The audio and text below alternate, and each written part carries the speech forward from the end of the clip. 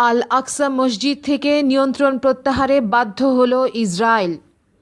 গত কয়েকদিনের ব্যাপক বিক্ষোভ, প্রতিবাদ আর সংঘর্ষের পর মুসলমানদের প্রথম কিবলা পবিত্র আল আকসা মসজিদের ওপর থেকে নিয়ন্ত্রণ প্রত্যাহার করে নিতে বাধ্য হয়েছে ইহুদিবাদী ইসরায়েল।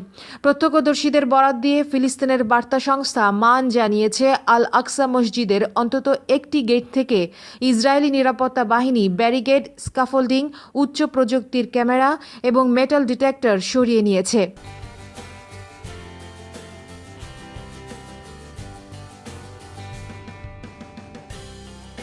এই ঘটনায় উল্লাস প্রকাশ করে ফিলিস্তিনিরা সেখানে মিছিল করেছে।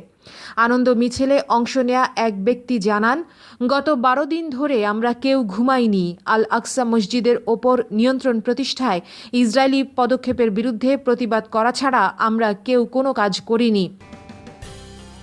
পূর্ব জেরুজালেম বা আল-কুদস শহরে অবস্থিত আল আকসা মসজিদের আঙিনায় এক রক্তক্ষয়ী সংঘর্ষের পর ইহুদিবাদী ইসরায়েল গত 14 জুলাই মুসলমানদের প্রথম কিবলা বন্ধ করে দেয়। এমনকি আল আকসা মসজিদে মুসল্লিদের জুমার নামাজ আদায়ও বন্ধ করে দেয় ইসরায়েল। অবশ্য এর দুদিন পর এটি আবার খুলে দেওয়া হলেও ইসরায়েলি বাহিনী আল আকসা মসজিদে মেটাল ডিটেক্টর এবং ক্যামেরা ব্যবহার সহ নতুন নিরাপত্তা ব্যবস্থা গ্রহণ করে।